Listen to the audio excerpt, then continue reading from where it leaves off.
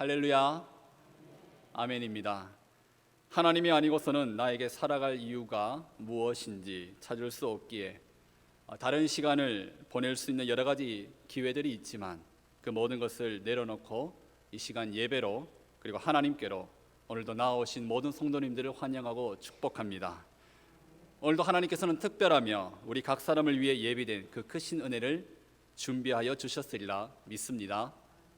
말씀을 통해 그리고 기도와 찬양을 통해서 그 어떤 것에도 방해를 받지 않고 하나님의 은혜를 받으시며 누리시고 간직하심으로 충만한 시간을 보내시길 다시 한번 간절히 축복합니다.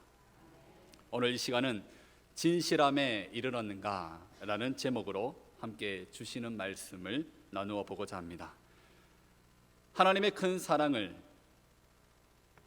아버지의 품에서 받다가 갑자기 노예로 팔려간 요셉이라는 한 소년, 그의 인생이 일이 잘 풀림으로 높여지기도 하였다가 때로는 누명을 쓰고 감옥에 들어갈 정도로 낮아지기도 하면서 결국 애굽이라는 당대의 가장 큰 국가의 총리라는 자리에 오르기까지 그는 참 앞을 알 수 없는 인생을 살았습니다. 그러나 확실한 것은 하나님이 그의 인생을 이끌고 계심을 우리는 창세기 후반부 이 요셉의 이야기가 주를 이루는 성경 말씀을 통해 분명하게 확인할 수 있다는 것입니다. 이제 요셉의 이야기는 그가 총리라는 자리에 올랐기 때문에 일반적인 동화책의 내용처럼 주인공이 성공했으니 이야기가 끝이 나거나 더 이상 할 얘기가 없는 것이 아니라 이제 본격적으로 하나님이 지금까지 왜 그의 삶을 격동적으로 이끌으셨는지, 그렇게 인도하셨는지를 밝혀주시며 드러내시는 본격적인 내용으로, 스토리로 들어가게 됩니다. 요셉이 감옥에서 2년간 아무런 예고 없이 무작정 기다려야만 했던 시간은 바로왕 앞에 부름을 받아 그의 꿈을 해석해 주므로 끝이 나게 됩니다. 바로 그 자리에서 요셉은 바로왕의 지시를 받아 애굽의 총리로 세워지게 되었고, 바로왕의 꿈의 내용처럼 7년간의 풍년과 7년간의 흉년이 이제 이어지게 됩니다. 요셉은 하나님이 주신 지혜로 7년의 풍년을 총리의 자리에서 잘 다스렸습니다. 애굽의 곡식 창고에는 앞으로 다가올 흉년의 기간을 견딜 수 있도록 양식이 가득히 채워지게 됩니다. 그런데 이 흉년은 애굽뿐만 아니라 같은 시간 모든 땅에 동시에 일어난 흉년이었습니다. 이러한 때가 올지 알 수 없었던 다른 나라와 다른 지역은 대비하지 못했고 애굽처럼 먹을 것이 창고에 남아있지 못했습니다. 그렇다면 왜 하나님께서는 이 7년의 흉년을 허락하셨고 요셉을 애굽에 보내어 그를 바로왕의 다음 자리인 총리까지 끌어올리셨으며 다른 지역과 나라에는 그 시간을 대비하지 못하게 하셨는지 우리는 살펴볼 필요가 있습니다. 그렇습니다. 하나님은 이 시간을 통해 이제는 전혀 만날 일이 없을 것처럼 보였던 요셉과 그의 형들을 다시 만날 수 있도록 때를 섭리하십니다. 어떻게 보면 그저 세상에서 단순히 일어날 수 있는 상황처럼 판단할 수도 있지만 하나님께서는 이 일을 통하여 요셉과 그의 형들에게 하시고자 한 일이 있었다는 것입니다. 우리는 이들이 다시 만나게 되면서 일어나게 된 일들을 통해 하나님께서 우리들 모두에게 요구하시는 신앙이 무엇인지 발견하고자 합니다. 그것은 우리의 심령 아주 깊숙한 곳까지 진정한 회개와 정직함이 있어야 하는 하나님의 권면이고 인도하심입니다. 하나님은 지나간 과거의 일, 그리고 시간이 지나면서 덮어두었던 우리들의 죄와 허물과 그리고 그 허물의 행동과 말과 중심과 품었던 생각까지 그것을 그냥 덮어두기보다 그것을 하나님 앞에서 솔직하게 고백하고 용서함을 받으며 죄의 책임을 감당하는 시간을 보내는 것이야말로 우리들의 영혼과 그리고 우리들의 다음 삶의 진정한 회복을 가져다 주는 것임을 알게 하고자 하나님은 인도하십니다. 그래서 오늘 본문 말씀은 전반적으로 한 가지 표현을 축으로 삼아 요셉과 형들의 그 재회의 이야기를 우리들에게 들려주고 있습니다. 그 표현은 진실함이라는 말입니다. 아버지 야곱과 형들과 가족들이 거하였던 가나안 땅에도 동일하게 그 시기에 흉년이 찾아왔고 애굽에는 양식이 있다는 소식을 그들이 듣게 됩니다. 요셉의 친형들은 양식을 구하러 애굽까지 찾아가야만 했고 그렇게 형들이 애굽으로 당도하게 되었을 때에 바로 그때 요셉은 드디어 그들의 모습을 보게 됩니다. 이때 요셉은 당연히 형들을 알아보게 되었지만 형들은 요셉을 알아보지 못합니다. 이미 동생이 요셉이 죽었다고 단정하고 있었으며 애굽의 총리의 자리에서 외모와 옷과 언어가 바뀌어진 요셉을 알아보지 못하는 것이 당연합니다. 그러면 그 순간에 요셉은 형들을 어떻게 대하고 싶었을까요? 우리는 여러 가지 추측을 할 수 있습니다. 가장 쉽게 예상할 수 있는 접근은 요셉이 형들에 대한 원망과 분노로 그들을 향해 원수를 갖고 싶어 했던 것은 아니었을까 생각해 볼 수 있죠. 하지만 요셉은 그러한 마음을 가지지 않고 있었습니다. 만약 그랬다면 총리가 된 순간부터 그는 그것을 자신의 인생의 양식으로 삼고 있었기 때문에 아마 지나간 모든 시간 속에서 원수가 될 만한 사람들을 다 잡기 위해 자신이 취하게 된 이 권력, 총리라는 자리의 권력을 사용하여 다 정리했을 것입니다. 그와 반대로 요셉은 도대체 어떤 계획을 가지고 있었던 것인지 형들을 만나게 되는 그 순간에 처음부터 그 자신의 존재가 누구인지를 밝히지 드러내지 않고 형들의 마음과 행동을 살피는 그런 의도가 담긴 말과 행동을 하기 시작합니다. 당연히 형들은 이것을 전혀 알아챌 리가 없었습니다. 먼저 요셉은 형들을 곤란하게 만듭니다. 이들의 입장을 아주 당황하게 만드는 것이죠. 이들을 애굽에 숨어든 정탐꾼이라 부르며 애굽의 틈을 엿보아 나라를 어지럽히려 하는 자들이라는 의견을 꺼내놓습니다. 요셉이 지금 이 말을 꺼내었을 때는 누구도 반박할 수가 없습니다. 왜냐하면 바로 왕 다음으로 그는 애굽의 실세로 2인자였기 때문에 그렇습니다. 그렇게 요셉의 말에 형들은 갑자기 모든 것이 꼬여버리게 됩니다. 보십시오. 단지 형들은 무엇을 하였습니까?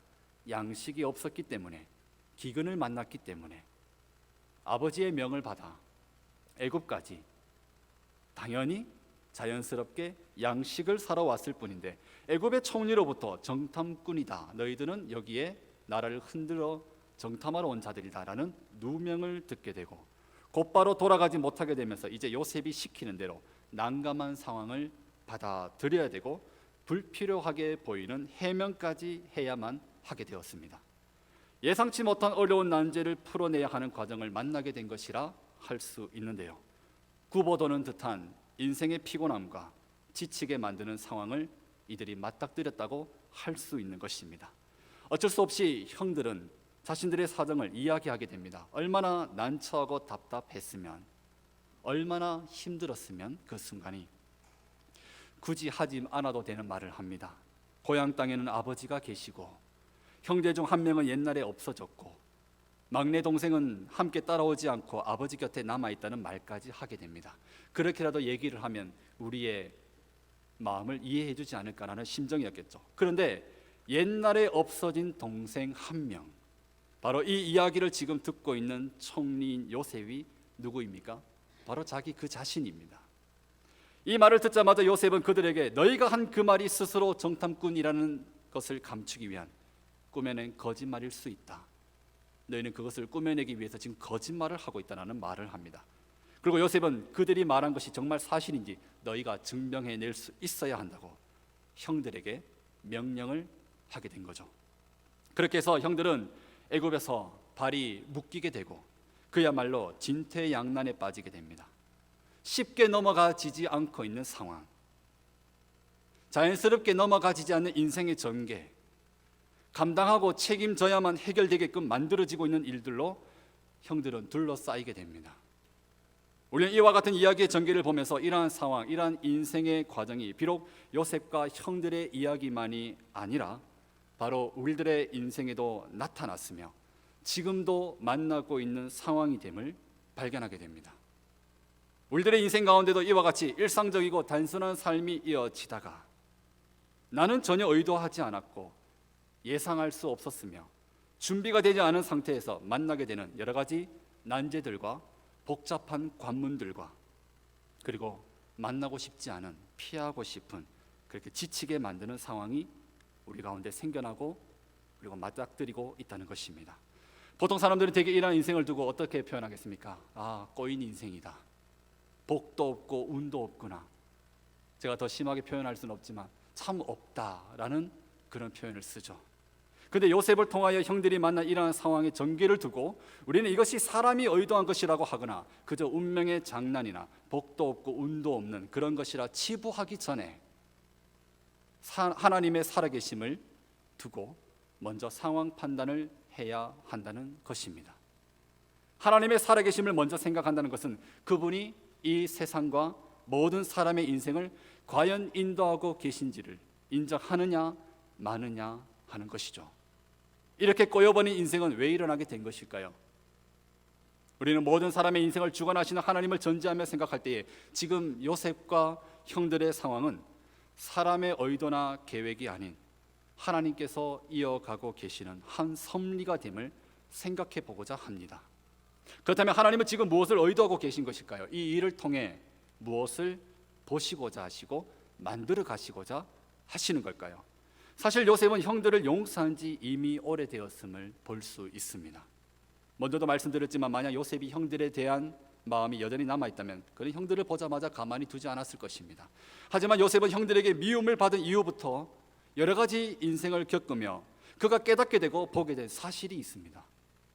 그것은 형들이 자신을 팔아 노예가 되었고 감옥까지 갔지만 그리고 아주 럭키하게 총리까지 된 인생 역전 드라마가 나의 인생이 아니라는 것입니다. 형들이 그렇게 내게 한 것이 아니고 내가 운이 좋아서 그렇게 된 것이 아니라는 것입니다. 이것은 나의 인생 드라마가 아니다. 숱한 어려움 속에 자신을 연단시키시며 하나님의 살아계심과 함께 계심을 경험하게 하셨고 흉년이 다가올 때마저도 미래하시고 애굽에 먼저 보내어 하나님의 민족 이스라엘을 보존하고 지켜주시고자 자신을 이곳에 먼저 보내셨다는 것을 그는 자신의 삶을 통해 알게 됩니다. 이것을 보게 되니 형들이 나의 인생을 그렇게 만든 것이 아니라 하나님이 나에게 그렇게 하셨다. 내가 운이 좋아서 내가 자격이 되어서 총리까지 올라가게 된 것이 아니라 하나님이 하시고자 하는 일이 있기 때문에 이곳까지 부르시고 그리고 형들도 만나게 하시는 것이다. 그렇게 안목을 다르게 가지게 되니 용서가 시작되고 하나님의 살아계심과 섭리에 대하여 충만한 믿음을 가지게 되는 것입니다. 그래서 요셉은 사람의 인생이나 하나님이 의도하시고 섭리하신다는 것을 알고 형들을 마음으로부터 이미 용서할 수 있었던 것입니다. 그러한 가운데 요셉은 형들을 보면서 이런 말을 하게 된 것입니다. 오늘 본문 15절 말씀을 우리 같이 한번 읽어보도록 하겠습니다. 너희는 이같이 하여 너희 진실함을 증명할 것이라. 바로의 생명으로 맹세하노니 너희 막내 아우가 여기 오지 아니하면 너희가 여기서 나가지 못하리라. 그리고 16절의 말씀도 같이 한번 읽어보겠습니다. 너희 중 하나를 보내어 너희 아우를 데려오게 하고 너희는 갇혀 있으라. 내가 너희의 말을 시험하여 너희 중에 진실이 있는지 보리라. 바로의 생명으로 맹세하노니 그러하지 아니하면 너희는 과연 정탐꾼이니라 하고. 요셉의 표현 속에 하나님께서 의도하고 계신 핵심이 숨어 있습니다. 그것은 바로 진실함이라는 것입니다. 진실함으로 나아가야 비로소 보게 되는 그리고 풀어야 하는 매듭이 있기에 하나님은 요셉을 통하여 형들을 만나게 하시고 그 진실함을 다루시고자 하시는 것입니다. 진실하다라는 것은 도저히 이제는 숨길 것이 없는 상태, 즉 모든 것이 다 드러나고 알려지고 그렇게 하여도 아쉬울 것이 없을 정도로 내 마음에 감춘 것이 없는 것을 의미합니다. 우리가 진실함에 이른다는 것은 자신의 진짜 모습을 나타내고 고백한다는 것이며 그것을 위해서라면 감당해야 하는 어려움을 받아들이겠다는 것을 또한 의미하기도 합니다. 요셉이 형들에게 요구하고 있는 것은 그들이 가장 하기 싫어하고 마주하고 싶지 않은 것을 다 만나게끔 하는 종합 선물과도 같은 것입니다. 왜 그렇습니까? 한때 아버지를 속이고 동생을 팔아버린 것을 다시 기억나게 합니다. 아버지가 가장 아끼면서도 두려워하는 막내 동생 베냐민을, 그 아우를 데려와야 한다는 부담까지 감당하도록 진실로 너희가 너희의 정당함을 표현할 수 있어야 된다고 그 책임을 감당해 보라고 자신의 동생이 이 말을 하고 있는지 모르는 상태에서 그들은 듣고 있는 것이죠. 이것은 자신들의 묻어두었던 과거와 마주하게 하고 묶여져 있었던, 풀지 않았던, 그냥 지나갔던, 덮어두었던 죄의 매듭, 그 허물의 매듭을 결국 다시 만나게 하여 남의 손이 아니라 내 손으로 풀지 않으면 안 되는 상황까지 되돌아가도록 만들어주고 있는 것입니다. 하나님은 이것을 요셉을 통해 진실함에 이르는 것이라 말씀해주고 계십니다. 그래서 하나님께서는 우리들의 삶에도 진실함에 이를 수 있을 때까지 우리들의 삶 속에 멈춤을 허락하시고 걸림을 허락하시고 방해를 허락하시고 넘어짐도 허락하시고 잊고 싶은 기억으로 되돌아가기와 그리고 마주하고 싶지 않은 순간까지 인도하실 수 있다는 것입니다. 자, 그러면 정말 하나님께서 이렇게 섭리하심으로 형들의 삶이 진실의 방으로 인도되고 있는지를 우리가 확인해 봐야 되지 않겠습니까? 16절에서 요셉은 진실함이라는 그 표현을 두 번째로 쓰면서 이들의 행동과 말을 시험하여 지켜보겠다고 합니다. 그리고 17절에 가보면 그들을 어떻게 합니까? 3일 동안 애굽에 가두어 두게 됩니다. 이때 형들은 애굽에 억류된 채 그들이 전혀 상상도 하지 못했던 생각의 전환을 드디어 그들의 인생 가운데 시작하게 됩니다. 그것은 그들이 그동안 덮어두었던 기억이자 잊고 싶었고 그리고 잊어버렸던 옛 사건입니다. 바로 동생 요셉을 두고 품었던 중심과 생각들과 그리고 생각에서만 그친 것이 아니라 행동으로 옮겨버렸던 그들의 허물 그리고 그렇게 묶어두었던 매듭입니다. 이들은 요셉을 미워했고 죽이고 싶어 했습니다. 이들은 죽이고 싶다는 마음으로 그치지 않았고 결국 행동으로 옮겨 요셉을 애굽의 노예로 팔아버렸습니다. 그리고 요셉을 향해 가장 큰 사랑을 담고 있었던 아버지 야곱에게는 거짓말로 잘 둘러대었습니다. 도둑이 제 발을 저린다고 하였습니다. 그들은 어떻게 살았을까요? 혹시 요셉이 돌아와서 다 일러 바치지는 않을까? 늘 신경이 쓰이고 죄책감과 뒤섞인 들키고 싶지 않은 조마조마한 순간을 보내면서 세월은 흐르게 되었고 그리고 점차 잊혀졌던 과거입니다. 그래서 총리가 된 자신의 동생 그 요셉 앞에 과거에 한 동생이 있었으나 지금은 없다 까지만 표현했던 것이죠. 그리고 여전히 슬픔에 매여 이제 라헬의 마지막 남은 혈육인 막내 베냐민만을 고이 싸서 절대 건드리지 못하게 살아가고 있는 그 아버지만 바라보면서 그들은 고향 땅에서 그렇게 시간을 보냈던 것입니다. 이런 그들이 애굽에 와서 갑자기 예상치 못한 상황을 만나며 3일 동안 가두어지게 되자 과거의 기억 속에 그들의 행동과 품었던 중심에 대한 회개의 발걸음이 시작되게 되었다는 것입니다. 막내 아우 베냐민을 데리고 오지 않으면 너희의 정체에 대해 확인할 수 없다. 너희가 정탐꾼이 아닌 것을 너희가 말한 그 이야기대로 실제로 증명하라. 그렇게 말하는 총리의 요구에 이들은 서로 말하기 시작합니다. 우리가 아우의 일로 말미암아 범죄하였도다. 우리가 죄인이다. 우리가 잘못했었구나. 우리가 이것을 덮어두고 외면하면서 살아왔구나. 그러면서 과거의 잘못을 낱낱이 반성하기 시작했던 것입니다. 본문 21절과 22절에 보면 과거 동생 요셉이 상인들에게 팔려나갈 때 요셉은 순순히 그냥 조용히 받아들이고 팔려나가지 않았습니다.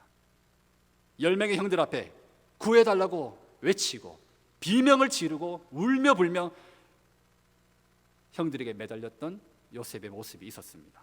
그들은 그것을 다시 꺼내게 됩니다. 그렇게 구해달라고 그렇게 애걸하고 외쳤음에도 우리가 그것을 외면하였도다. 그것을 듣고도 외면하였고 죄 짓지 말라고 권면하였던 말렸던 맏형 르우벤의 요청마저 거절하였던 것을 떠올리며 그들은 한 번도 하지 않았던 서로 말하면서 우리가 아우의 일로 범죄하였도다. 이 말을 시작하게 된 것입니다. 잠시 저의 개인적인 이야기를 고백하고 싶습니다. 하나님은 저의 인생 가운데에서도 진실함을 꼭 가질 수 있도록 인도하실 때가 있었습니다. 하나님께서 저에게 그러한 시간을 만들어 가시는 과정은 짧으면 3년 혹은 5년, 길게는 10년을 주기로 꼭 그냥 두지 않고 다시 돌아가서 만나게 하시는 일들을 항상 허락하셨습니다. 그 중에 한 가지 일입니다. 제가 10대 후반에 하나님을 뜨겁게 만나고 누구보다 신앙과 믿음에 대해서는 자신이 넘쳤던 그런 10대 시절, 후반의 시절과 20대 초반의 시절이 있었습니다. 그런데 저는 군에 가서 그 믿음을 많이 놓쳐버리게 되었었습니다. 하나님만 바라보았던 시간들에 대한 회의감이 찾아오고 지난 그 세월이 참 아깝게 느껴지고 저와는 달리 다양하게 자신의 삶을 멋있게 준비하고 살아가는 그 부대 안에서 그 동료들을 바라보니까 참 부럽고 또 그랬었습니다. 그러면서 군대는 또 얼마나 외롭고 답답하고 참 견디기 힘든 곳이겠습니까? 저는 겉으로는 믿음이 좋은 사람처럼 보이려 하면서도 사실은 군대에서 많은 믿음을 포기하고 세상과 양다리를 걸치는 모습으로 변해가고 있었습니다. 그리고 제대할 시기가 되었을 때 저는 늘 입에 달고 있었던 말이 있었습니다. 이 지긋지긋한 곳 내가 다시는 여기로 오나 봐라. 제대할 무렵에 저는 늘 그 이야기를 했었던 것 같습니다. 그래서 그곳을 나오면서 품었던 한 가지 외침, 이곳에 내가 다시는 오나 봐라. 이 지긋지긋한 곳을 내가 이제 제대하니 벗어난다. 이제 나는 자신 있게 누구보다 더 당당하게 멋있게 준비하며 살 것이다. 내 인생 누구보다 자신 있게 살고 당당하게 살 거니 정말 그렇게 결심하고 떵떵거리면서 그렇게 했던 것 같습니다. 그리고 나서 참 다행히도 하나님께서 저의 마음을 만져주심으로 신앙이 그 후에 많이 회복하게 되고 그리고 대학을 졸업할 무렵에는 이제 신학에 대한 부르심을 받게 되어 그렇게 나아가게 되었습니다. 그리고 저는 사실 군대의 일은 다 잊어버렸습니다. 근데 저는 잊었지만 하나님께서는 저의 그 교만했던 외침과 그 고백을 절대 잊지 않으셨습니다. 하나님께서 그때 그 제 마음의 외침을 들으셨고 제 마음을 보고 계셨으며 그런 시간을 통해 쏟아버린 잘못들과 그리고 생겨버린 매듭이 하나님은 하나님의 때까지 그것을 풀 수 있도록 가지고 계셨던 것입니다. 그래서 하나님께서 나의 삶이 나의 영혼이 하나님 앞에서 온전해지고 진정한 회복을 경험하며 나아가려면 나의 마음이 진실함에 이르러 정직한 회개에 도달해야 함을 일러주시고 경험하게 하셨습니다. 신학교에 가고 전도사로 첫 사역을 시작하게 되었습니다. 동기가 먼저 사역하던 교회를 소개받아 면접을 하러 가게 되었습니다. 그것은 경기도의 작은 아파트 상가 2층 교회였습니다. 처음 면접을 보러 가는 날 그저 긴장만 하면서 가는 길이었는데 가다 보니 자꾸만 익숙한 모습이 보이기 시작합니다. 그렇습니다. 그곳은 제가 다시는 보고 싶지 않았던 지역이었고 도시였고 마을이었습니다. 가는 길에 제가 복무했었던 부대 정문도 지나치고 있었습니다. 그리고 인근에 위치한 교회에 그렇게 도착하게 되었습니다. 사실 그때까지 저는 잘 몰랐습니다. 하지만 사역이 시작되고 얼마 되지 않아 저는 그 부대 내 관사에 살고 있던 어느 군인의 자녀가 그 교회의 청년이었고 그 청년을 비가 오는 날 바래다 주러 가는 일이 생기게 되어 제가 근무했던 부대에 돌아가게 되었습니다. 그렇게 저는 신앙의 회의를 가지며 방황하면서 걸어다녔던 저의 군 생활의 현장 속까지 직접 찾아가게 되었습니다. 누가 제대한 부대를 다시 들어가고 싶겠습니까? 저는 교만하여 방황했던 저의 부끄러운 과거의 장소와 다시 마주해야만 했습니다. 그때 하나님이 강하면서도 잔잔한 질문을 메아리치듯 제 마음에 들려주셨습니다. 그때 너가 어떤 말을 했었는지 알고 있니? 내가 너의 마음을 다 보고 있었던 것을 알고 있니? 하나님께서 저의 모든 부끄러운 모습을 다 보고 계셨던 것을 깨닫게 되면서 저는 그 신방을 마치고 돌아오면서 그 밤에 하나님 앞에 나아가 그때 덮어두었던 과거의 부끄러운 제 속마음과 그리고 제가 했던 말들과 제가 저질렀던 수많은 행동과 모습들을 회개하는 시간을 가질 수밖에 없었습니다. 주님이 주시는 그 질문 앞에 제가 답하지 않고서는 자유로울 수가 없었기 때문입니다. 저는 그 어떤 것도 숨길 수 없었습니다. 단순히 사역하기 위해 가게 된 교회인 줄 아는데 하나님은 그곳에서 저에게 이 시간이 사역만 하는 곳으로 부르신 것이 아니라 그냥 두어서는 안 될 덮어두고 풀지 않았던 매듭, 하나님께 정직하게 고백하지 못했던 나의 부끄러운 지난날을 다 고백하게 하시며 회개와 반성 속에 저를 진리로 자유하게 하시고자 섭리하신 인생이었음을 깨닫게 된 것입니다. 그 이후로 제 마음에 찾아온 것은 자유와 평안과 믿음의 깊이가 더 풍성해지고 하나님을 더 깊이 이해할 수 있게 되었다는 것입니다. 하나님이 요셉을 애굽의 총리로 세우시고 요셉의 형들에게 이러한 가정을 허락하시고 만들어주신 이유도 이 한 가지라 생각합니다. 진실함에 이룰 수 있도록 하기 위해서입니다. 하나님은 우리들의 영혼과 중심에 죄와 허물에 대하여 그저 덮어두고 사는 것만이 답이 되는 것이 아님을 가르쳐주고 말씀하십니다. 그것을 다시 꺼내어 마주하는 것이 너무 아프고 드러나면 죽을 것 같고 아무도 모르게 해야 하고 살 수 있을 것이라 그렇게 여기며 우리는 살게 되지만 하나님은 모든 덮어두었던 우리들의 마음이 하나님 앞에 정직하고 진실함에 이르러야 진정한 영혼의 자유와 회복에 이룰 수 있다고 인도하시는 것입니다. 그렇습니다. 하나님 앞에 우리의 허물과 죄가 회개하여 된다는 것은 하나님 앞에 감출 수 없는 우리들의 모든 것이 다 고백되어지는 진실함에 이를 때에야 완성되어 가는 것입니다. 철저하게 하나님 앞에 나의 죄를 깨닫고 정리되는 시간이 있을 때에 비로소 하나님이 원하시는 거룩한 삶으로 한 걸음 한 걸음 내디딜 수 있다는 것입니다.